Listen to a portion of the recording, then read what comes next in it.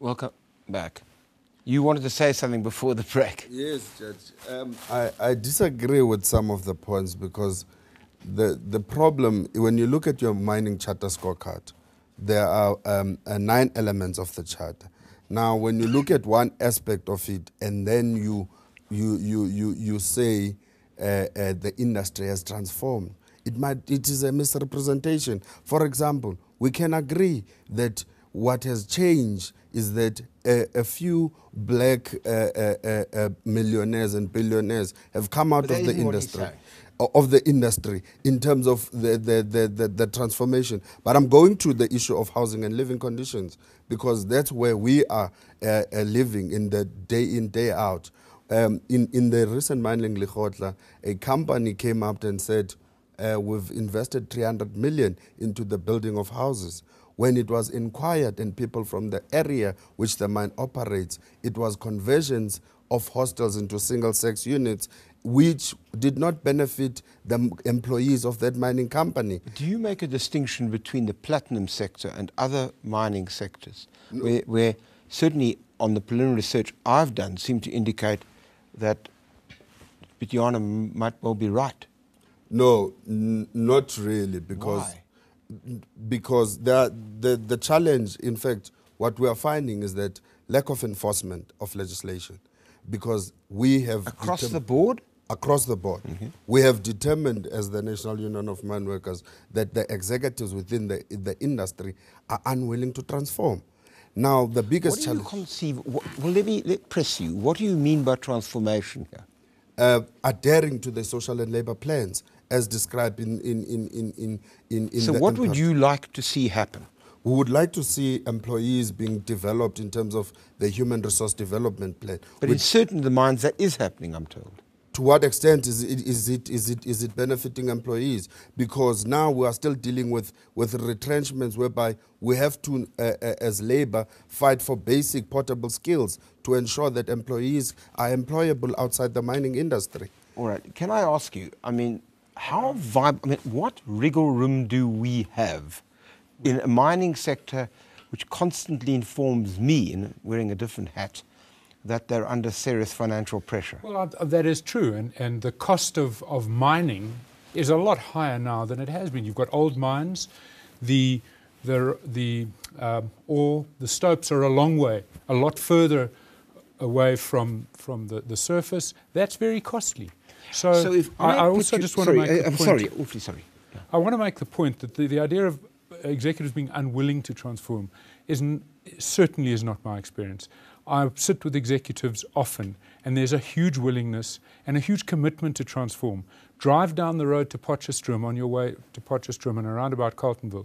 You will see Western area, you'll see houses that the mines are building. So unwilling to transform, I don't think is fair. Enough transformation, I'm not, what is enough? And in terms of developing of staff, I mean, I see frequently on the mines men and women who in 1994, 95, 96, 97 started perhaps as a sweeper. They are degreed, they are running training centres. So I see a lot of examples of an amazing amount of development. But can I come back to this point that Sipho Pityana started with, and I'm going to ask him as well, this question of inequality. That bedevils everything in our country. And it bedevils it, and I don't mean that in the sense that it's wrong. It's right that it should bedevil us because it's the biggest single problem we've got. Right. So in the mining sector, if you said they should get together, etc. So if I was asking you to do the workshop, to put up a vision there, which we all could look at, what would be the key points that you would push? Well, I would sit down with the various parties independently because we know that people don't, a lot of the parties don't want to be seen in the same room. So I'd sit down and say, what is your vision of a good life, of a desired scenario? And slowly you will find there are a lot of common desires. One is I want a better future. I want good homes. I want a secure job. I want to develop myself. I want my family to be secure. If I'm from the Eastern Cape, for example, I want some of those benefits to sort of move to go back home. You'll find a huge amount of commonality between the various groups. And you start using that to move to a vision. And would you accept that certain mining components of the mining sector have done rather better than others? Yes, I would. Would you also accept that the platinum sector hasn't done so well? Yes, I think I would suggest that the platinum sector, there are two parts to that. Yeah. One part of that is that mining gets a hell of a bad rap. So a lot of the good doesn't make the news. It's a very Lots dangerous of the bad work. does. But yes, it's very much more dangerous work than being a shops. Absolutely. Tender. No doubt about it. But I do think that mining gets a bad All right, rap. yes, I know, yeah. I'm going to come to you. I just want to ask you, so you started this discussion about inequality. Yes. Now, I accept that the mining sector may not be the only, it may not be the main reason for inequality. But clearly the torchlight is on it now. Yeah. You can't Yeah. deny that. No, I can't deny that. So tell me what would you say if you were the minister? Well, I mean, you've got an influential position yourself. What's your vision here? First of all, let me say Luthando is correct, that in terms of the mining charter, Yeah. it is fair to say that we haven't met all of the targets set there as an industry. The point I'm making is that a great deal of journey has been covered, and it is important to recognize that on a whole range of the elements of that chart. I would say, for instance, on issues around employment equity, preferential procurement, etc., we have not met the requirements of the charter, generally as an industry. Why not? We've fallen short. And there's a whole range of reasons for that. It may be to do with legacy of the past.